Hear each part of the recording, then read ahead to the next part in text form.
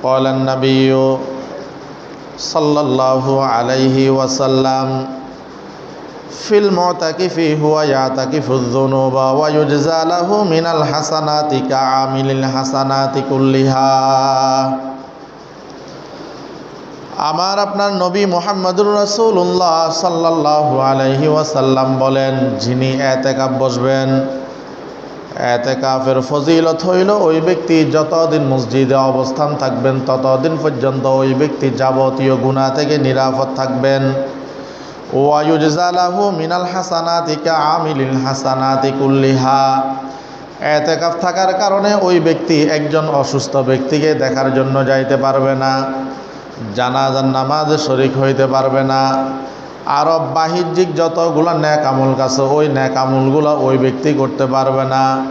কিন্তু ওই ব্যক্তি ওই নেক আমলগুলো করতে না পারলেও এতেকাফের বাহিরে যারা থাকবে তারা যতগুলো নেক আমল করতে পারবে ওদের সম পরিমাণ সওয়াব আল্লাহ রাব্বুল আলামিন যিনি এতেকাফ থাকবেন তাকে দান করবেন। সুবহানাল্লাহ।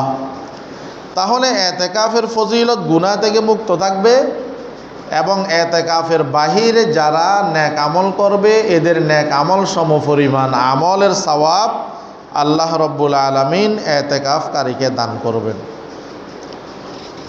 অন্য হাদিসের মধ্যে নবীজি সাল্লাল্লাহু আলাইহি ওয়াসাল্লাম বলেন, যারা এতেকাফ থাকবে, নবীজি সাল্লাল্লাহু আলাইহি ওয়াসাল্লাম বলেন, আল্লাহ রাব্বুল আলামিন একদিনের এতেকাফের বিনিময়ে ওই ব্যক্তিকে জাহান্নাম থেকে 3 খন্দক দূরে সরাই দিবেন। নবীজি সাল্লাল্লাহু আলাইহি ওয়াসাল্লাম বলেন, প্রতি খন্দক দূরত্বের ব্যবধান হইল আসমান জমিনের মধ্যখানের দূরত্বের ব্যবধান সমতুল্য। قال رسول الله صلى الله عليه وسلم من اعتكف يوما ابتغاء وجه الله جعل الله بينه وبين السلام عليكم ورحمة الله وبركاته.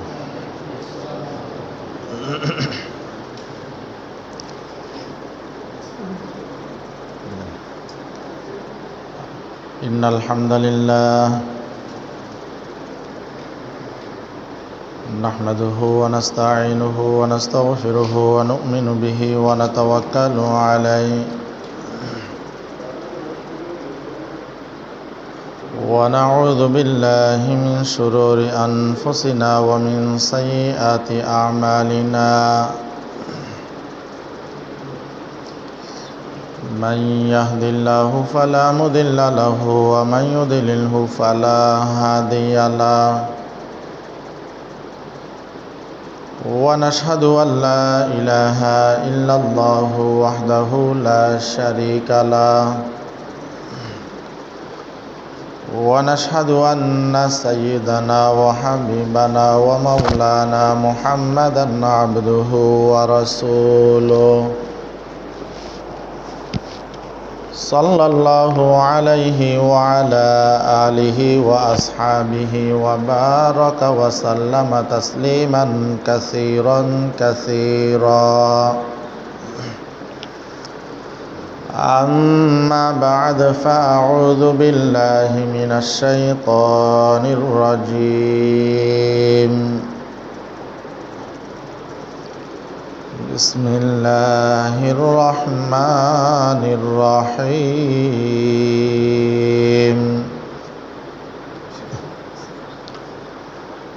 ولا تباشروهن وأنتم عاكفون في المساجد. وقال تعالى ليلة القدر خير من 1000 شهر. قال النبي صلى الله عليه وسلم في المعتكف هو يعتكف الذنوب ويجزى له من الحسنات كعامل الحسنات كلها. وقال النبي صلى الله عليه وسلم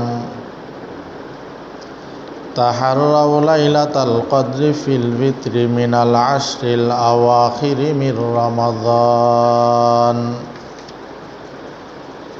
আও কামা ক্বালান নাবিয়্যু আলাইহিস সালাতু ওয়াস সালাম।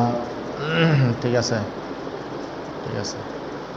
দরুদ শরীফ পড়ে আল্লাহুম্মা সাল্লি আলা মুহাম্মাদিন ওয়া আলা আলি মুহাম্মাদ কামা সাল্লাইতা আলা ইব্রাহিম ওয়া আলা আলি ইব্রাহিম ইন্নাকা হামিদুম মাজিদ। আল্লাহুম্মা বারিক আলা মুহাম্মাদিন ওয়া আলা আলি মুহাম্মাদ কামা বারাকতা আলা ইব্রাহিম ওয়া আলা আলি ইব্রাহিম ইন্নাকা হামিদুম মাজিদ। আলহামদুলিল্লাহ, মহান রব্বুল আলামিনের দরবারে অসংখ্য অগণিত শুকরিয়া যে মহান রব্বুল আলামিন আমাদেরকে পবিত্র মাহে রমজানের 16তম রোজা রেখে তৃতীয়তম জুমার নামাজ পড়ার উদ্দেশ্যে মসজিদে আসার বসার যার যতটুকু সম্ভব হয়েছে ইবাদত বন্দেগী করার পর প্রতি জুমার নিয়ে সংক্ষিপ্ত সময় কিছু কথা বলার নিয়তে, শোনার নিয়তে আল্লাহ রব্বুল আলামিন আমাদেরকে একত্রিত হওয়ার তৌফিক দান করেছেন। এই জন্যে মহান রব্বুল আলামিনের দরবারে শুকরিয়া আদায় করি, আলহামদুলিল্লাহ। লক্ষ কোটি দরুদ ও সালামের হাদিয়া তাজদারে মদিনা সৈয়দুল মুরসালিন ইমামুল আম্বিয়া খাতামুন নবিয়্যিন রহমাতুল্লিল আলামিন শফিউল মুজনবিন সাহেব কাউসার জনাবে মুহাম্মদুর রাসূলুল্লাহ সাল্লাল্লাহু আলাইহি ওয়াসাল্লামের উপর। রমজান মাস আমাদের থেকে অতিবাহিত হয়ে যাইতেছে। আজকে 16ই রমজান আমাদের থেকে অতিবাহিত হয়ে যাইতেছে। এভাবেই আমাদের হায়াত আমাদের থেকে অতিবাহিত হয়ে যাইতেছে।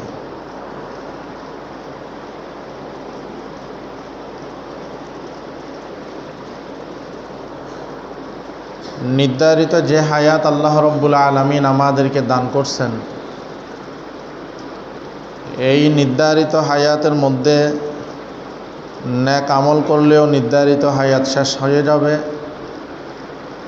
বদ আমল করলেও নির্ধারিত হায়াত শেষ হয়ে যাবে। ইমাম গজ্জালী রহমতুল্লাহি আলাইহি একটা ঘটনা, যেটা সম্ভবত এর আগেও আমরা আলোচনা করেছি। ইমাম গজ্জালী রহমতুল্লাহি আলাইহি লেখেন, এক কাঠুরিয়া প্রতিদিন পাহাড় থেকে কাঠ কেটে বাজারে বিক্রি করতেন।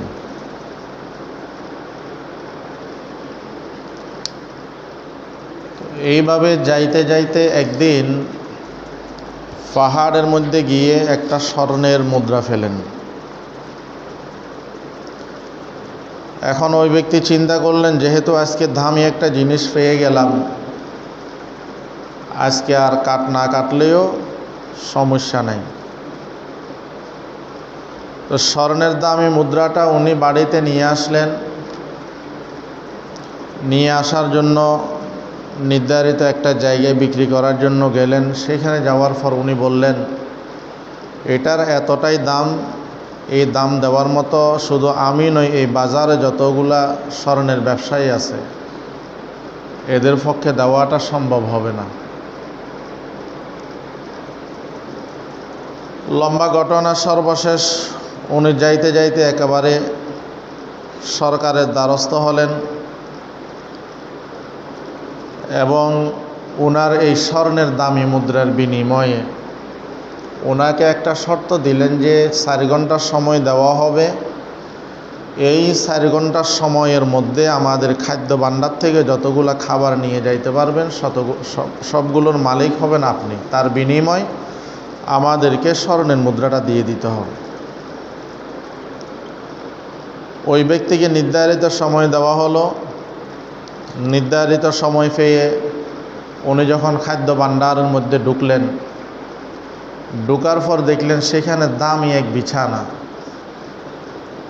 দামি বিছানা দেখে উনি লোভ সামলাতে পারেন নাই। চিন্তা করলেন যে আমার তো 4 ঘন্টা সময় আছে, অতএব আমি কিছুক্ষণ ঘুমাই বিছানায়, এরপরে না হয় আমি খাদ্য ভাণ্ডার থেকে খাদ্য নিয়ে যাব। প্রথম উনি 1 ঘন্টা ঘুমাইলেন, চিন্তা করলেন এখনও 3 ঘন্টা বাকি আছে, আবার কিছুক্ষণ ঘুমাইলেন। এইভাবে ঘুমাইতে ঘুমাইতে ওই ব্যক্তির জন্য যে নির্ধারিত 4 ঘন্টা ছিল, ওই 4 ঘন্টা শেষ হয়ে যাওয়ার পরে দারোয়ান এসে বললেন, ভাই আপনার সময় শেষ, আপনাকে এখনই এইখান থেকে বের হয়ে যাওয়া লাগবে। উনি অনেক কাকুতি মিনতি করেছেন, কিন্তু দারোয়ান ওনাকে 1 মিনিটও সময় দেন নাই।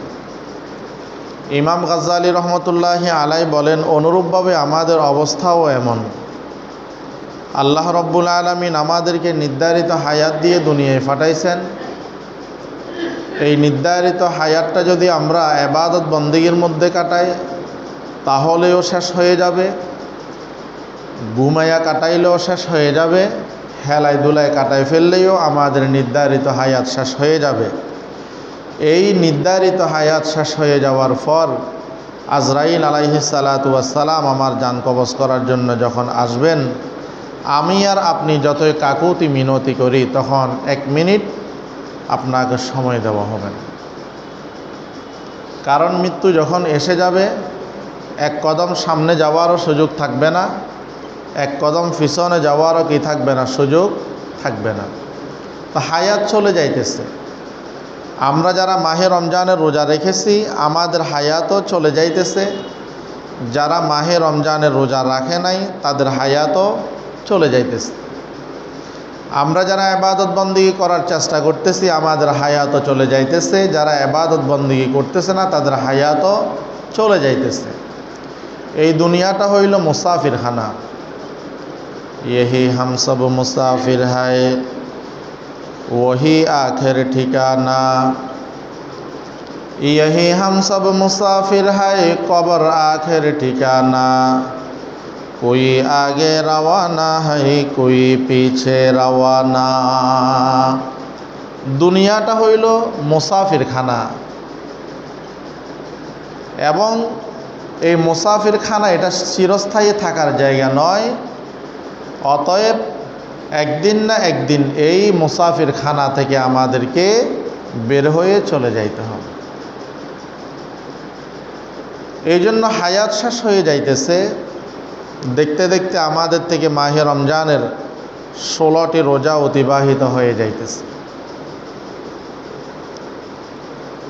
আল্লাহ তাআলা আমাদের এই মাহে রমজানের যাবতীয় যত নেক আমল করতেছি আল্লাহ তাআলা যেন কবুল আর মঞ্জুর করে নেয়। বাকি যে রোজাগুলো আছে আল্লাহ তাআলা যেন যথাযথ হক আদায় করে রাখার তৌফিক দান করেন। আমি খুতবার শুরুতে কোরআনুল কারীমের সূরা বাকারার 186 নম্বর আয়াতে কারিমার শেষের অংশ তেলাওয়াত করেছি এবং কোরআনুল কারীমের গুরুত্বপূর্ণ আরেকটি সূরা কদরের 3 নম্বর আয়াতে কারিমা তেলাওয়াত করেছি। নবীজি সাল্লাল্লাহু আলাইহি ওয়াসাল্লামের অসংখ্য অগণিত হাদিস শরীফ থেকে 2টা হাদিস শরীফ তেলাওয়াত করেছি। আল্লাহ রব্বুল আলামিন তৌফিক দান করলে কোরআন এবং হাদিসের আলোকে, যেহেতু সামনে এতেকাফ আসতেছে, এতেকাফের ফজিলত এবং রমজানের শেষ দশকের ফজিলত সম্পর্কে কিছু কথা বলার নিয়ত করেছি। ওয়ামা তৌফিক ইল্লা বিল্লাহ। এতেকাফ এটা আরবি শব্দ, যার বাংলা অর্থ হইল অবস্থান করা, অভিমুখী হওয়া, নিবেদিত হওয়া। পরিভাষার মধ্যে এতেকাফ বলে আল্লাহ তাআলার ইবাদতের উদ্দেশ্যে দুনিয়ার ব্যস্ততা বাদ দিয়ে এমন মসজিদে অবস্থান করা যেখানে 5 ওয়াক্ত নামাজ জামাতের সহিত আদায় করা হয়। আল্লাহ তাআলার ইবাদতের উদ্দেশ্যে দুনিয়ার ব্যস্ততা বাদ দিয়ে এমন মসজিদে অবস্থান করা যেখানে 5 ওয়াক্ত নামাজ জামাতের সহিত আদায় করা হয়। এবং কেহ কেহ বলেছেন যে আল্লাহ তাআলার ইবাদতের উদ্দেশ্যে দুনিয়ার ব্যস্ততা বাদ দিয়ে মাহে রমজানের 20তম রমজানের সূর্যাস্তের আগে থেকে নিয়ে শাওয়ালের চাঁদ দেখা যাওয়ার আগ পর্যন্ত এমন মসজিদে অবস্থান করা যেখানে 5 ওয়াক্ত নামাজের জামাত অনুষ্ঠিত হয়। এতেকাফ হলো 3 প্রকার। 1 নম্বর এতেকাফের নাম হইল সুন্নত, দ্বিতীয় প্রকার হইল নফল, তৃতীয় প্রকার এতেকাফ হইল ওয়াজিব। সুন্নত এতেকাফ হলো মাহে রমজানের শেষ দশকের এতেকাফ। এটা হইল সুন্নতে মুআক্কাদা আলাল কিফায়া। রমজানের শেষ দশকের এতেকাফ হইল সুন্নতে মুআক্কাদা আলাল কিফায়া, অর্থাৎ এলাকার একজন মানুষও যদি এতেকাফ করে সকলের পক্ষ থেকে দায়িত্ব আদায় হয়ে যাবে। আর এলাকার একজন মানুষও যদি এতেকাফ না করে তাহলে সকলে সুন্নতে মুআক্কাদা তরকের গুনাহগার হবে। আরেক প্রকারের এতেকাফ হইল নফল। এই নফল এতেকাফের সময়সীমা নির্ধারণ নাই। যখনই আপনি মসজিদে প্রবেশ করবেন তখনই আপনি নফল এতেকাফের নিয়ত করবেন। এই জন্য মসজিদে প্রবেশের যে সুন্নত আছে, এই 5টি সুন্নতের একটি সুন্নত হলো এতেকাফের নিয়ত করা। মসজিদে প্রবেশের সুন্নত হলো 5টি। 1 নম্বর হলো বিসমিল্লাহ বলা, 2 নম্বর হলো দরুদ শরীফ পাঠ করা, 3 নম্বর হলো ডান পা দিয়ে প্রবেশ করা, 4 নম্বর হলো দোয়া পড়া, আর 5 নম্বর হলো যতক্ষণ মসজিদে থাকবো নফল এতেকাফের নিয়ত করা। নফল এতেকাফের নিয়ত করা। প্রাসঙ্গিক বলি ফেলি যে মসজিদে এতেকাফের নিয়ত ব্যতীত কেউ যদি ঘুমায় এটা তার জন্য জায়েজ হবে না। যেমন আমরা রমজান মাসের মধ্যে অনেকে দেখা যায় নামাজ শেষ হয়ে গেলে আমরা মসজিদের মধ্যে বিশ্রাম নিই।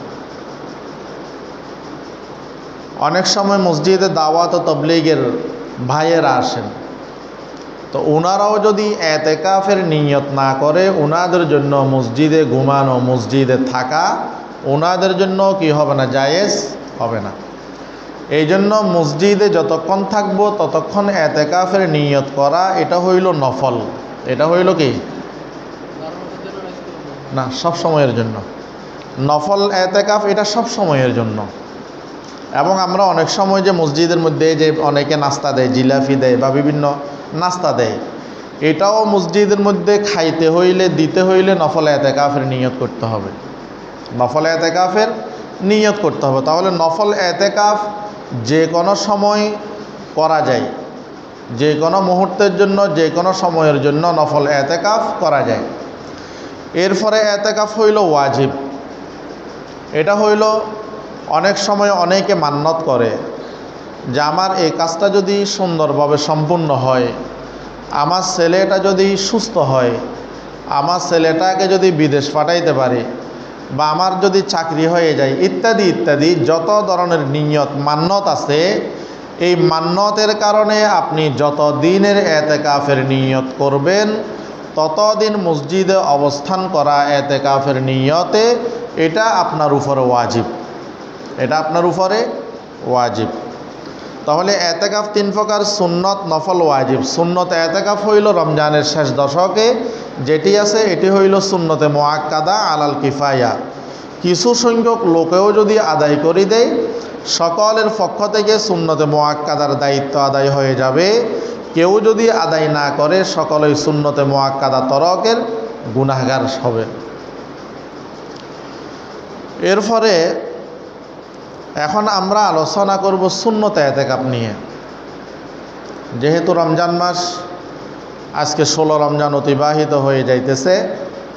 20 রমজানে যারা এতেকাফ আসবে ওনাদেরকে 20 রমজানে সূর্য ডুবার আগেই মসজিদে চলে আসতে হবে এতেকাফের নিয়ত। এখন আমরা এতেকাফের কি ফজিলত, এতেকাফ করলে কি লাভ, হাদিসের মধ্যে পাওয়া যায় নবীজি সাল্লাল্লাহু আলাইহি ওয়াসাল্লাম প্রতিটা বছর এতেকাফ করেছেন। নবীজি সাল্লাল্লাহু আলাইহি ওয়াসাল্লাম এক বছর যুদ্ধের কারণে বসতে পারেন নাই, বাকি সময়টুকু নবীজি সাল্লাল্লাহু আলাইহি ওয়াসাল্লাম প্রতি বছর কি করতেন? মসজিদে এতেকাফ করতেন।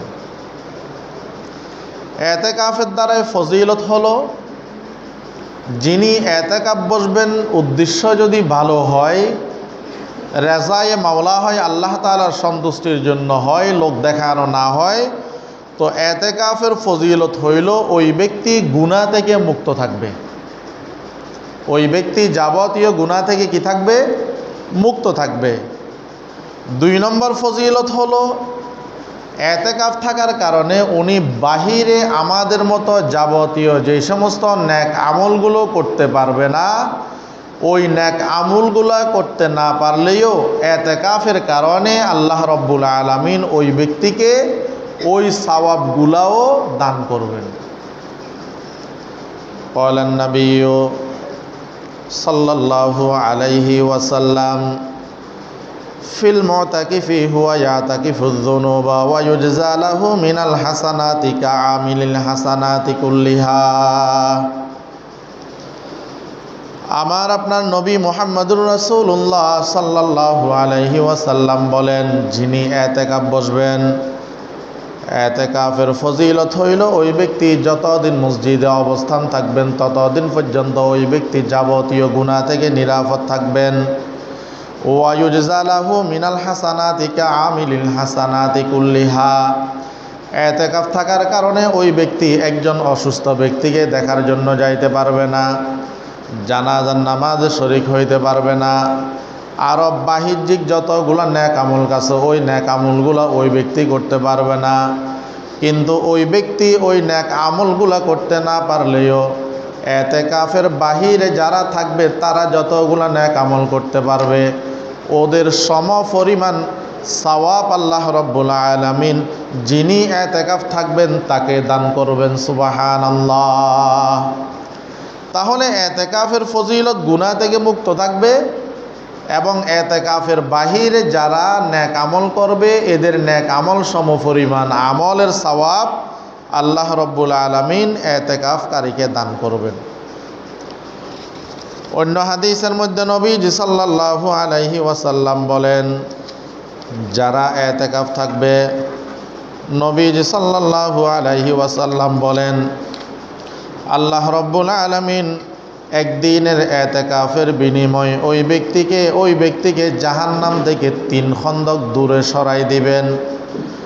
নবীজি সাল্লাল্লাহু আলাইহি ওয়াসাল্লাম বলেন, প্রতি খন্দক দূরত্বের ব্যবধান হইল আসমান জমিনের মধ্যখানের দূরত্বের ব্যবধান সমতুল্য।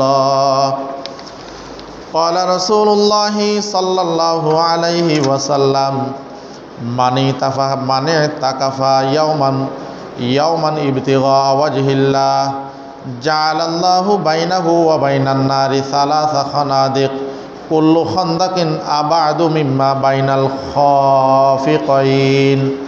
নবীজি সাল্লাল্লাহু আলাইহি ওয়াসাল্লাম বলেন, যেই ব্যক্তি আল্লাহ রব্বুল আলামিনের সন্তুষ্টি অর্জন করার জন্য একদিন এতেকাফ করবে, আল্লাহ রব্বুল আলামিন তার থেকে জাহান্নামের আগুনকে 3 খন্দক দূরে সরিয়ে দিবেন। 1 খন্দকের দূরত্ব হলো আসমান থেকে জমিন পর্যন্ত।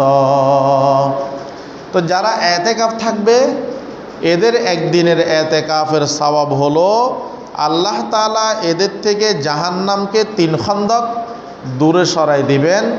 এখন 3 খন্দকের 1 খন্দকের দূরত্ব হইল আসমান জমিনের মধ্যখানে দূরত্ব যত। তো একদিনের এতেকাফের বিনিময় 3 খন্দক। তো 10 দিন যদি এতেকাফ করে তাহলে কি পরিমাণ সওয়াব পাইতেছে। কি পরিমাণ সওয়াবের মালিক হইতেছে। এই জন্য এতেকাফের অনেক ফজিলত আছে।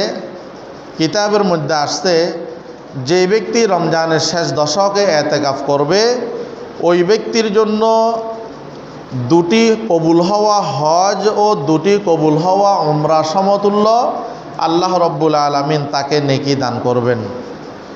যে ব্যক্তি শেষ দশকে এতেকাফ করবে তার জন্য 2টি হজ ও 2টি উমরা সমতুল্য সওয়াব আল্লাহ রব্বুল আলামিন তাকে কি করবেন? দান করবেন। এবং যেই ব্যক্তি এতেকাফ থাকবে ওই ব্যক্তি লাইলাতুল কদর তথা শবে কদর পাবে, এটা 100% নিশ্চিত। যেই ব্যক্তি এতেকাফ থাকবে ওই ব্যক্তি থেকে লাইলাতুল কদরের ফজিলত ছুটবে না, বরং ওই ব্যক্তি লাইলাতুল কদরের ফজিলত পাবে, এর মধ্যে কোনো সন্দেহ নাই। কারণ হাদিসের মধ্যে পাওয়া যায় নবীজি সাল্লাল্লাহু আলাইহি ওয়াসাল্লাম এই লাইলাতুল কদর তালাশ করার জন্য রমজানের প্রথম দশকে এতেকাফ করেছেন, এরপরে দ্বিতীয় দশকে এতেকাফ করেছেন, এরপরে নবীজি সাল্লাল্লাহু আলাইহি ওয়াসাল্লাম রমজানের তৃতীয় দশকে কি করছেন? এতেকাফ করেছেন। এবং নবীজি সাল্লাল্লাহু আলাইহি ওয়াসাল্লাম বলেছেন যে তোমরা রমজানের শেষ দশকে এতেকাফ করো, রমজানের শেষ দশকে তোমরা কি করো? লাইলাতুল কদর তালাশ করো। قال النبي صلى الله عليه وسلم তাহাররাউ লাইলাতুল কদরি ফিল আশরিল আওয়াখির মিন রমাদান। নবীজি সাল্লাল্লাহু আলাইহি ওয়াসাল্লাম বলেন, রমজানের শেষ দশকের যে সমস্ত রাত্রিগুলা বেজোড় রাত্রি, ওই বেজোড় রাত্রিগুলোতে তোমরা লাইলাতুল কদর তালাশ করো। রমজানের শেষ দশকের যেই বেজোড় রাত্রিগুলো আছে ওই বেজোড় রাত্রিগুলোতে তোমরা লাইলাতুল কদর কি করো? তালাশ করো। যেমন 21, 23, 25, 27, 29, যদিও অধিকাংশ 27 বলেছেন, বাকি নবীজি সাল্লাল্লাহু আলাইহি ওয়াসাল্লাম বলেছেন যারা এতেকাফ থাকবে এদের থেকে লাইলাতুল কদর ছুটবে না, বরং লাইলাতুল কদর পাবে, এটা তাদের জন্য একেবারেই নিশ্চিত। অন্য হাদিসের মধ্যে নবীজি সাল্লাল্লাহু আলাইহি ওয়াসাল্লাম বলেন, ইযা দাখালাল আশরু শাদ্দা মিযারা ওয়া আহইয়া লাইলা ওয়া আইকাযা আহলুহু। নবীজি সাল্লাল্লাহু আলাইহি ওয়াসাল্লামের সম্পর্কে আম্মাজান আয়েশা সিদ্দিকা রাদিয়াল্লাহু তাআলা আনহা বলেন, শেষ দশকে নবীজি সাল্লাল্লাহু আলাইহি ওয়াসাল্লাম 3টা কর্মসূচি পালন করতেন। নবীজি সাল্লাল্লাহু আলাইহি ওয়াসাল্লামের সহধর্মিণী আমাদের আম্মাজান আয়েশা সিদ্দিকা রাদিয়াল্লাহু তাআলা আনহা বলেন, যখন রমজানের শেষ দশক আসতো তখন নবীজি সাল্লাল্লাহু আলাইহি ওয়াসাল্লাম বিশেষ 3টা কর্মসূচি গ্রহণ করতেন। ইযা দাখালাল আশরু শাদ্দা মিযারা, 1 নম্বর কর্মসূচি হইল ইবাদতের জন্য কোমর বেঁধে নিতেন। 2 নম্বর কর্মসূচি হইল ওয়া আহইয়া লাইলাহু, রাত্রি জাগরণ করতেন। 3 নম্বর কর্মসূচি হইল ওয়া আইকাযা আহলাহু, নবীজি সাল্লাল্লাহু আলাইহি ওয়াসাল্লাম পরিবার পরিজন যারা আছে এদেরকে জাগ্রত করে দিতেন। তো রমজানের শেষ দশকে আমার আপনার নবী মুহাম্মদুর রাসূলুল্লাহ সাল্লাল্লাহু আলাইহি ওয়াসাল্লাম 3টা কাজ করতেন। আম্মাজান বলতেছেন যে 3টা কাজ করতেন। একটা হইল শাদ্দা মিযারা, মানে কোমরকে শক্ত করে বাঁধতেন, কোমরকে শক্ত করে কি করতেন? বেঁধে নিতেন। তার মানে শেষ 10 দিন ইবাদত করার জন্য মজবুত হয়ে যাইতেন। 2 নম্বর হলো রাত্রি জাগরণ করতেন। আর 3 নম্বর হইল অধীনস্থ যারা আছে এদেরকে কি করতেন? রাত্রে জাগিয়ে দিতেন। এদেরকে রাত্রে কি করতেন? জাগিয়ে দিতেন। এবং মসজিদে হারামের একজন ইমাম সাহেব বলেছেন যে রমজানের শেষ দশকে কিছু কাজ করার জন্য বলেছেন, আমল করার জন্য বলেছেন। তন্মধ্য হতে 1 নম্বর হইল প্রতি রাত্রে কিছু দান করা, প্রতি রাত্রে কিছু দান করা। 2 নম্বর বলেছেন অন্তত প্রতি রাত্রে নফল ইবাদত করতে না পারলেও অন্তত 2 রাকাত হইল নফল ইবাদত, নফল নামাজ পড়া। 3 নম্বর বলেছেন যে কোরআনুল কারীমের তেলাওয়াত করতে না পারলেও অন্তত প্রতি রাত্রে 3 বার সূরা ইখলাস তেলাওয়াত করা।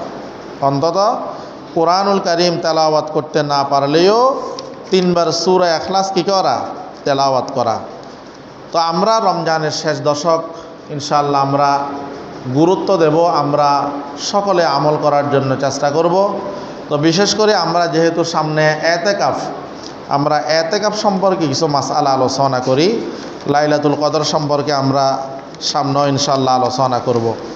তো এতেকাফ সম্পর্কে আমাদের কিছু মাসআলা, সেটা হইল আমরা কখন এতেকাফ বসবো? 20 রমজানের সূর্য ডুবার আগেই আমরা কি করব? এতেকাফ বসবো। আমরা যখন ছোট ছিলাম তখন আমাদের গ্রামগঞ্জের অনেক মসজিদে দেখতাম যে শেষ 3 দিনের জন্য এতেকাফে আসতেন, অথবা 25 রমজানে এতেকাফে আসতেন, অনেকে 27 রমজানে এতেকাফে আসতেন। তো এই 25 রমজান 27 রমজানে যে এতেকাফে আসা হতো, মূলত যে এতেকাফ সুন্নত ছিল এটা সুন্নত হিসাবে হবে না, এটা সুন্নত হিসাবে সাব্যস্ত হবে না, বরং ওই এতেকাফটা নফল হিসাবে সাব্যস্ত হবে। কারণ সুন্নত এতেকাফের সীমা হইল 20 রমজানের সূর্য ডুবার আগ থেকে শাওয়ালের অর্থাৎ ঈদ উল ফিত্রের চাঁদ দেখা যাওয়ার আগ পর্যন্ত। অনেকে আছে যে 29 রমজান মানে আগামীকাল ঈদ হওয়ার সম্ভাবনা, কিন্তু মসজিদ থেকে বের হয়ে যায়। আর বা সম্ভাবনা এক জিনিস, চাঁদ উদিত হওয়া আরেক জিনিস। আমি 9 দিন অপেক্ষা করতে পারলাম, আধা ঘন্টা 1 ঘন্টা অপেক্ষা করতে আমার এত কষ্ট কেন? এরকম গত কয়েক বছর আগে অনেক মসজিদের খবর পাওয়া গেছে যে মসজিদ থেকে বের হয়ে 29 রমজান চতুর্দিকে খবর ছড়িয়ে গেছে যে এইবার 29 রমজানে ঈদ উল ফিত্র হয়ে যাবে। তো মসজিদ থেকে মাগরিবের নামাজ পড়ে বের হয়ে বাড়িতেও চলে গেছে। তা আমাদের ক্ষেত্রে এমনটা যেন না হয়। আমরা আল্লাহ তাআলার সন্তুষ্টির জন্য আসব।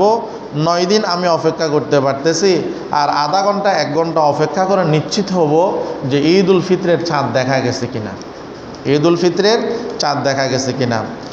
আচ্ছা, এরপরে কোন মসজিদে এতেকাফ বসতে হবে? এতেকাফের জন্য সর্বোচ্চ সম্মানিত স্থান হইল মসজিদে হারাম বাইতুল্লাহ, এরপরে হইল মসজিদে নববী, এরপরে হইল মসজিদে আকসা, এরপরে হইল জামে মসজিদ। আমাদের কোনো মা বোন যদি এতেকাফ বসতে চাই, ওনারাও এতেকাফ বসতে পারবেন। ওনারা ঘরের মধ্যে নির্ধারিত একটা রুম কামরা নির্ধারণ করে উনি ওইখানের মধ্যে নির্ধারিত সময়ের জন্য এতেকাফ বসে যাইতে পারবেন। উনি ওই সীমানার বাহিরে বের হবেন না। প্রয়োজন ছাড়া, পসরা পায়খানা গোসল ছাড়া উনি ওইখান থেকে কি হইতে পারবেন না, বের হইতে পারবেন না। এবং বের হলেও কাহারও সাথে দাঁড়িয়ে কথা বলতে পারবেন না। কেউ যদি সালাম দেয়, হাঁটার মধ্যে সালামের জবাব দিয়ে আবার তার নির্ধারিত স্থানে চলে আসতে হবে। এখন আমার দেখা হইল, আমি তার খবরাখবর নিলাম, বাড়ির লোকজন কেমন আছে, কেমন চলতেছে, উনি আমার খবর নিল। এইভাবে দাঁড়িয়ে কথা বলা যাবে না। আমি যদি অহেতুক মসজিদের বাহির হোক অথবা আমাদের মা বোনরা যারা এতেকাফ বসবে, ওনারা ওনাদের নির্ধারিত স্থানের বাহিরে হোক, ওনারা যদি স্বাভাবিকভাবে যদি ওইখানে দাঁড়িয়ে কথা বলে, তাহলে ওনার এতেকাফ ভঙ্গ হয়ে যাবে। আচ্ছা, এরপরে অনেক সময় দেখা যায় এক সমাজের লোক অন্য সমাজে এতেকাফ করে, এক সমাজের লোক অন্য সমাজে এতেকাফ করলে এতেকাফ আদায় হয়ে যাবে। তবে উত্তম হইল নিজেরা এতেকাফ করা। অনেক সময় দেখা যায় হয়তো পাশের এলাকার একজন আমাদের মসজিদে একটা এতেকাফ বসছে, এই জন্য আমাদের এলাকার আর কেউ বসে না। যেহেতু একজন বসছে সুন্নত মুআক্কাদা আলাল কিফায়া, সকলের পক্ষ থেকে আদায় হয়ে যাইতেছে, তার বসার দরকার কি? এতেকাফ আদায় হয়ে যাবে। বাকি উত্তম হইল যেই এলাকার মসজিদ ওই এলাকার লোক এতেকাফে বসে। আবার অনেক জায়গায় দেখা যায় অনেকের কাছে টাকা পয়সা আছে, নিজেদের মধ্যে দেখা যায় এতেকাফে বসার মতো লোক নাই, বসে না। তো টাকার বিনিময়ে আমরা লোক এতেকাফে বসাই। তো যে বসে সে চিন্তা করে আমি মাঠের মধ্যে কাজ করলেও তো দৈনিক 500 টাকা করে পাবো, তো মসজিদের মধ্যে 10 দিন যদি আমি এতেকাফ করি আমাকে 5,000 টাকা দিবে, মন্দ কি? মসজিদওয়ালারও উপকার হলো, আমারও উপকার হলো, এতেকাফও হয়ে গেল। এই যে দাম নির্ধারণ করে একজন ব্যক্তিকে আমরা টাকা দিয়ে পয়সা দিয়ে মসজিদে এতেকাফ বসাইলাম, এই এতেকাফ শরীয়ত পরিপন্থী, এই এতেকাফ শরীয়ত পরিপন্থী, এই এতেকাফ আদায় হবে না। টাকার বিনিময়ে এতেকাফ আদায় হবে না। টাকার বিনিময়ে এতেকাফ কি হবে না? আদায় হবে না। একাধিক মসজিদ থাকলে তো প্রত্যেক মসজিদে এতেকাফ বসাটা হইল উত্তম। এখন এতেকাফ বসার পরে অনেকে কি করেন, যারা দেশ নিয়ে বিভিন্ন চিন্তা করে, ওনাদের বিভিন্ন নিউজের দরকার থাকে, কোন দিকে যাইতেছে, কি করতেছে না করতেছে, এগুলার খবরাখবর নেওয়ার ইচ্ছা থাকে অনেকের। তো এতেকাফ বসেও ওনারা মাঝে মধ্যে পত্রিকা পড়ে অথবা মোবাইলে খবর শুনে। তো এতেকাফ বসে পত্রিকা পড়া, মোবাইলে খবর দেখা, খবর শোনা, এটা জায়েজ নাই, এটা সম্পূর্ণ নাজায়েজ, এটা সম্পূর্ণ নাজায়েজ। এবং আমি যে উদ্দেশ্যে এতেকাফে আসলাম, এই উদ্দেশ্যের পরিপন্থী হইল এই কাজটা। কারণ আমি মসজিদে আসছি, এতেকাফে আসছি, আমার উদ্দেশ্য হইল আমি দুনিয়ার সব কিছু ত্যাগ করে আমি মসজিদে আসছি। এখন আমি যদি দুনিয়া নিয়েই যদি আবার মসজিদে চলে আসি, তো আমার এতেকাফের যে বরকত, যে ফজিলত আছে, ওই ফজিলত থেকে আমি বঞ্চিত হয়ে যাব। এতেকাফ যারা থাকবেন ওনারা প্রয়োজনে মোবাইলে কথা বলতে পারবেন। বাড়ির লোকজন আছে, দরকারি কোনো কথাবার্তা কারোর সাথে বলার দরকার আছে, উনি এতেকাফে বসে মসজিদে মোবাইলে কথা বলতে পারবেন। যতটুকু প্রয়োজন ততটুকু, যতটুকু প্রয়োজন ততটুকু মোবাইলে কি করতে পারবেন? কথা বলতে পারবেন। যারা এতেকাফ থাকবে, এতেকাফ থাকার একটা নির্ধারিত সীমানা আছে। এতেকাফ থাকার নির্ধারিত একটা কি আছে? সীমানা আছে। যেমন আমাদের মসজিদ, এই মসজিদের একটা সীমানা আছে। আবার মসজিদের পুরো এরিয়ার সীমানা না, মসজিদের একটা সীমানা আছে। কারণ অনেক জায়গার মধ্যে বারান্দা যেটা থাকে এটা মসজিদের হুকুমে থাকে, আবার অনেক জায়গার মধ্যে বারান্দা যেটা থাকে এটা মসজিদের হুকুমের কি থাকে? বাহিরে থাকে। তো বারান্দা যদি মসজিদের হুকুমে থাকে, বারান্দা যদি মসজিদের হুকুমে থাকে, তো বারান্দায় যিনি এতেকাফ আছেন উনি বারান্দায় যাইতে পারবেন, ওনার এতেকাফ নষ্ট হবে না।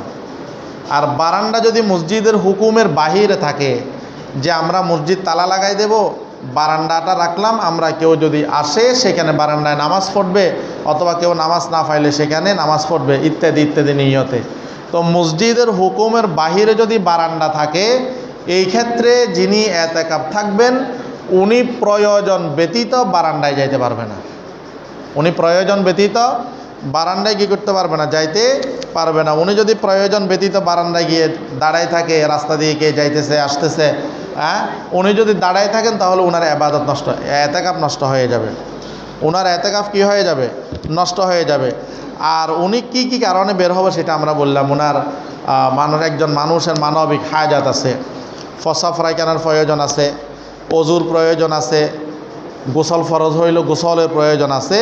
তো উনি এই কারণগুলাই উনি মসজিদ থেকে বাহির হইতে পারবেন, এবং উনি ওনার হাজত সেরে আবার মসজিদে ওনাকে কি করতে হবে? চলে আসতে হবে। বাহিরে দাঁড়িয়ে কথাবার্তা বলা যাবে না। এবং আমরা যারা এতেকাফ বসবে এদেরকে আমাদের কিছু দায়িত্ব আছে। যারা এতেকাফ বসবে ওনারা তো চেষ্টা করবে যে অন্তত আজানের আগে যেন ওনাদের যাবতীয় হাজাত ওনারা সেরে মসজিদে চলে আসে। এরপরেও মানুষ তো, আমি এখন হাজত সারি আসলাম, 5 মিনিট পরেও তো আমার আবার অসুবিধা হইতে পারে, পারে না? পারে। তো এই ক্ষেত্রে আমার যদি অসুবিধা হয়, তো উনি যদি ইস্তিনজাখানায় যায়, আমাদের করণীয় হইল বিট থাকলে আমরা আগে ওনাকে দিয়ে দেব।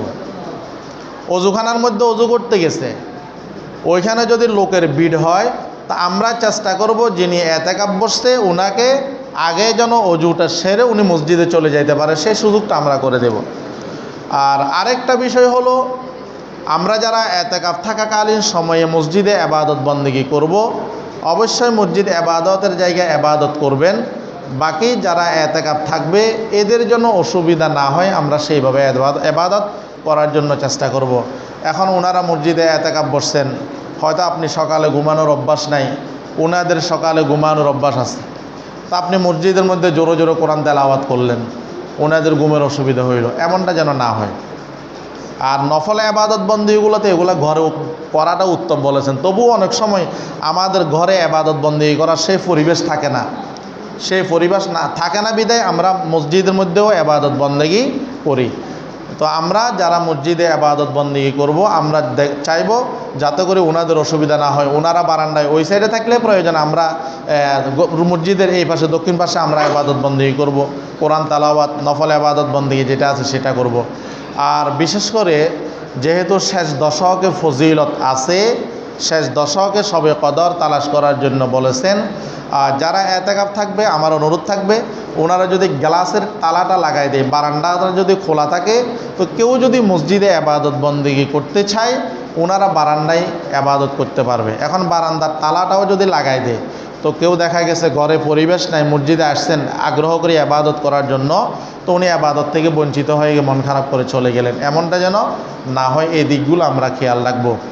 আর বিশেষ করে আমরা মাহে রমজানের মধ্যে বেশি বেশি কোরআনুল কারীমের তেলাওয়াত করব। যাদের উপর জাকাত ফরজ হয়েছে, আমরা গত জুমাতে জাকাতুল ফজিলত বললাম, আমরা জাকাত আদায় করব। আর যাদের উপর সদকাতুল ফিত্র ওয়াজিব, আমরা সদকাতুল ফিত্র আদায় করে দিব। একজনের সদকাতুল ফিতরা কয়েকজনকেও দিতে পারবেন, আবার কয়েকজনের সদকাতুল ফিত্র আমরা একজনকেও দিতে পারবো। আমার 110 টাকা সদকাতুল ফিতরা, তা আমি চাইলে দুইজনকে 60 টাকা করেও দিতে পারবো। আবার আমার 5 জনের 600 টাকা আছে, আমি চাইলে ওইগুলা একজনকেও দিতে পারবো, কোনো অসুবিধা নাই। আল্লাহ তাআলা আমাদের সবাইকে বুঝার আমল করার তৌফিক দান করুক। বিশেষ করে যারা এতেকাফে আসবে আমরা ওনাদের জন্য দোয়া করি। অনেকে নিয়ত করছেন হয়তো, তো কে আসতেছেন না আসতেছে সেটা আমরা জানি না, আমরা ওনাদের জন্য দোয়া করি। যারা এতেকাফে আসার নিয়ত করেছেন আল্লাহ তাআলা যেন ওনাদেরকে কবুল করে নেন, ওনাদের শরীর স্বাস্থ্য যেন আল্লাহ তাআলা ভালো রাখেন, আমরা আল্লাহর দরবারে দোয়া করি। আমরা যারা কবলা জুমা পড়ি না সেটা কবলা জুমা পড়ি না।